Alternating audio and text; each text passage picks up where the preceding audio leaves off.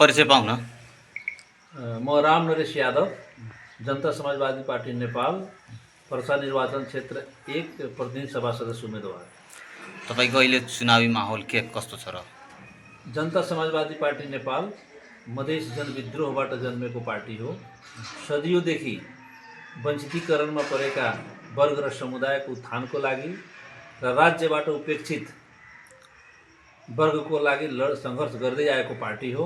र आजसम्म हामी मधेसलाई मधेस प्रदेश बनाउने पार्टी जनता समाजवादी पार्टी नेपाल हो। बाँकी प्रदेशहरू पहिचानको आधारमा छैनन्। त्यसकारण जनताको आशा र भरोसाको केन्द्र मधेसमा मात्रै होइन, समग्र देशमा जनता समाजवादी पार्टी नेपाल अहिले चलेको छ।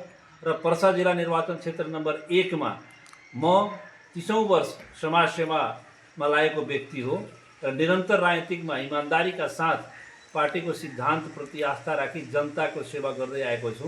त्यसकारण मेरो निर्वाचन क्षेत्रमा भएका उम्मेदवारहरू जो व्यापारी पृष्ठभूमिका छन् र पछिल्ला दिनहरूमा सांसद र मन्त्री बनेकाहरूले निजी स्वार्थमा लिप्त भएका कारण अब पर्सा क्षेत्र नम्बर 1 का जनताहरू एउटा किसानको छोरा, पढे लेखेको व्यक्ति सम्झेर जनताको रुझान राम नरेश यादवप्रति छ। र म यति विश्वस्त गराउन चाहन्छु कि पर्सा जिल्ला निर्वाचन क्षेत्र नम्बर 1 मा अहिलेका जनताको म्यान्डेट बनेको छ कि जनता समाजवादी पार्टी नेपालको उम्मेदवारलाई नै विजय बनाउने अठोटका साथ म गाउँ गाउँमा घर घरमा पुग्दाखेरि म प्रतिको आकर्षण, मसँग गर्ने उहाँहरूको प्रश्न र म दिइरहेको उत्तर र विगतका गरेका नेताहरूको क्रियाकलाप सुन्दाखेरि पर्सा जिल्लामा बदलाव निश्चित छ, परिवर्तन निश्चित नै मेरो पक्षमा हुन्छ भन्ने कुरामा म विश्वस्त छु। तपाईँको अहिले 5वटा एजेन्डा चाहिँ के? हेर्नुहोस्, राष्ट्रिय स्तरका एजेन्डाहरू तपाईँहरूलाई थाहा छ, तर वीरगञ्जलाई एउटा भयमुक्त वीरगञ्ज बनाउनु छ। र वीरगञ्जमा भएका धरोहरहरू, वीरगञ्ज नारायणी रङ्गशाला आज गाई वस्तुहरू चर्ने थलो बनेको छ। आज मर्निङ वाक गर्ने कसैको लागि एउटा राम्रो ठाउँ छैन। नारायणी अस्पताल बहुत लामो समयदेखि उपक्षेत्रीय अस्पताल थियो। हाम्रै पार्टीका अध्यक्षज्यूले स्वास्थ्य मन्त्री हुँदाखेरि यसलाई राष्ट्रिय स्तरको अस्पताल बनाउनु भयो र अहिले पनि सेवा गुणस्तरीय छैन। त्यसलाई व्यवस्थित गर्नुपर्ने आवश्यकता छ। र नेपालकै एउटा पुरानो क्याम्पस ठाकुराम बहुमुखी क्याम्पस शिक्षाको धरोहर हो र त्यसलाई पनि हामीले अझ युनिभर्सिटी बनाउन सकेनौँ। तर वर्तमान अवस्थामा विज्ञान र प्रविधिसँग जोड्ने किसिमका विषयवस्तुहरूको शिक्षण गराउने अभियान त्यहाँ हुन सकेको छैन। र वीरगञ्जलाई यो सिरिसिया कोरिडोर नदीले कति प्रदूषित गरिरहेको छ, त्यो प्रदूषणबाट जनताहरू कहिले मुक्ति पाउने त्यतातिर पनि कसैको ध्यान गएको छैन। त्यो मेरो एजेन्डा हो। र सर्वप्रथम युवाहरूको बेरोजगारीको अवस्था छ, राज्यले त्यसलाई बुझ्न सकेको छैन। हाम्रा युवाहरू आफ्ना खुन पसिना अन्य मुलुकमा गएर खर्चिरहेछन्, तर पाइरहेछन् के धेरै फर्केर आइरहेछ, धेरैको हामी लास पाइरहेछौँ। त्यसकारण यो देशमा व्याप्त भ्रष्टाचारको कारणले सबै उद्योग धन्दाहरू धाराशायी हुँदै गइरहेको छ।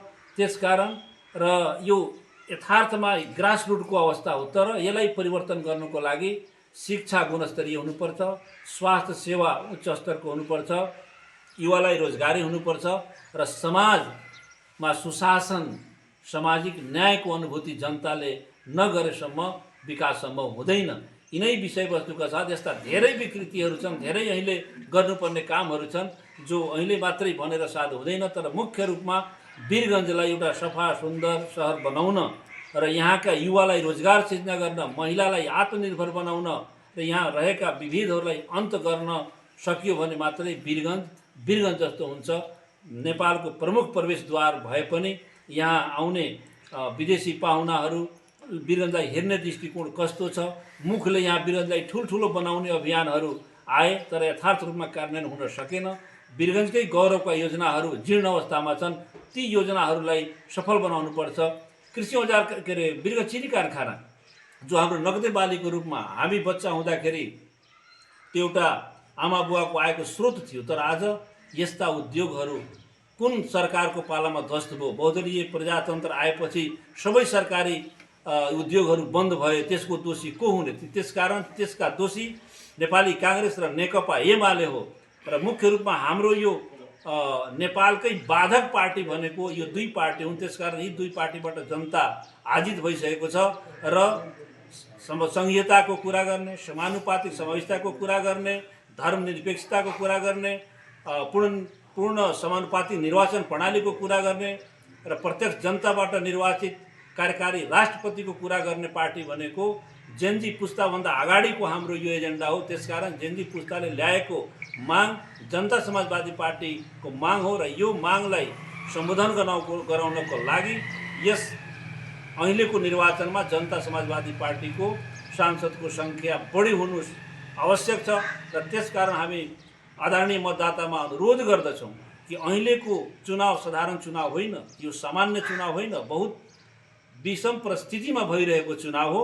त्यसकारण अहिलेको मत छाता छाप जनता समाजवादी पार्टीको चुनाव चिन्हमा दिनको लागि म हार्दिक अनुरोध गर्दछु।